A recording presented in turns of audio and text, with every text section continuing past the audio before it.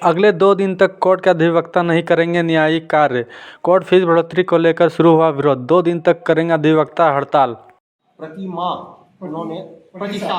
प्रति साल उन लोगों ने अपने बजट में प्रावधान किया है कि हर साल हम लोग 50 करोड़ रुपया अधिवक्ताओं के लिए देंगे, पूरे दिल्ली के अधिवक्ताओं के लिए। तो हम लोगों का भी मांग है कि हम लोगों के राज्य में भी सरकार अधिवक्ताओं के लिए 1 रुपया भी, हर वर्ग के लोगों को कुछ ना कुछ अनुदान सरकार देती है, लेकिन एक अधिवक्ता वर्ग ही ऐसा अछूता है जिसके लिए कि सरकार ने 1 रुपया भी आज तक हम लोगों को किसी कल्याणकारी योजना या किसी मद में 1 रुपया का भी हम लोगों के लिए बजट उन लोगों के सामने नहीं है।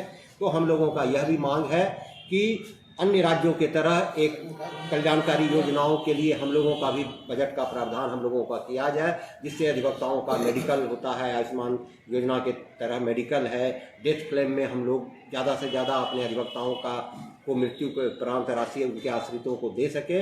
तो इन सब मांगों के लिए ही हम लोगों ने यह स्ट्राइक हम लोगों का कल 6 तारीख और 7 तारीख तक के लिए है। और आगे भी हम लोगों के बैठक में अगर सरकार इस बीच में अगर अपने निर्णय को वापस नहीं लेती है या इस पर पुनर्विचार नहीं करती है, तो हम लोग इसके लिए फिर आगे और भी हम लोग अपना रणनीति तैयार करके इस आंदोलन को और हम लोग उग्र करेंगे। जिलावार जिले के जो अधिवक्ता है या अधिवक्ता संघ है, उनके साथ अन्याय कहीं ना कहीं हो रहा है। जिले के अधिवक्ता संघ के साथ ही सब पूरे भारत झारखंड के जो लिटिगेंट हैं, जो न्यायालय में अपने न्याय के लिए जो आते हैं, उनके साथ ये बहुत बड़ा अन्याय है। एकाएक 300%, 400% कोर्ट फी की वृद्धि, और जिसको हम लोगों ने न्यायालय में चैलेंज किया था। तो न्यायालय में सरकार का यह कहना था कि हम इसमें सुधार करेंगे, इसमें अमेंडमेंट लाएंगे, लेकिन सरकार के द्वारा दिया गया शपथ पत्र से पीछे सरकार हट गई और धोखाधड़ी की। सरकार कहा जाए तो सरकार जो है एक तरह से जो न्यायालय में अपना शपथ पत्र दी उससे पीछे हट गई, धोखाधड़ी की, और पीछे रास्ते से अधिवक्ताओं को, लिटिगेंट को ठगने का प्रयास किया गया। और ये कहा गया कि सारे अधिवक्ता इस जो नया अमेंडमेंट है उससे खुश हैं, जबकि किसी भी संघ को, किसी भी एसोसिएशन को इसकी कोई जानकारी नहीं दी गई, न बार काउंसिल की इसको जानकारी दी गई। सरकार तो अपना चाहती है कि किसी तरह ये मामला दब जाए, लेकिन अधिवक्ताओं के लिए और वहाँ के लिटिगेंट के लिए बार काउंसिल सजग है। क्योंकि आप देखेंगे कि कोर्ट फी का जो पहले नकल में आप देखते हैं 50 पैसे का टिकट लगता था, अभी 10 रुपया प्रति पेज में टिकट लगता है।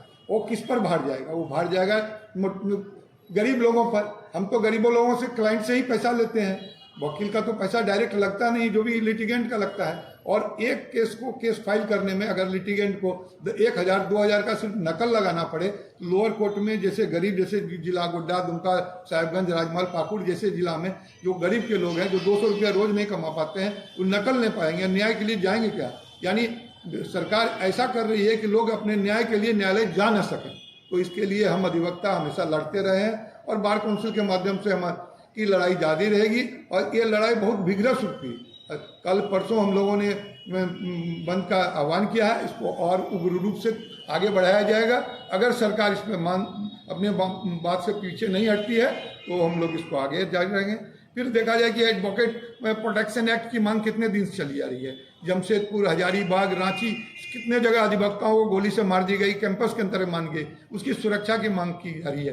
दूसरी बात ये की जा रही है कि कोरोना के काल में कितने अधिवक्ता मरे, एक भी पैसे से उसको सहायता नहीं दी गई। हमारे पैसे को भी हमारे गलत तरीका से मिसयूज किया गया अधिवक्ताओं के पैसा से। तो ये मांग है, जो एपीपी होते थे पहले, हर जिले से लॉयर में से 14-15 लॉयर एपीपी का अपॉइंटमेंट होता था 3 साल का, उसको भी सरकार बंद कर दी है। इस तरह से ये सरकार हमेशा अधिवक्ताओं के विरुद्ध में या जनमानस के विरुद्ध में काम कर रही है। तो हम अधिवक्ता होने के नाते इसके विरुद्ध में लड़ रहे हैं और हमेशा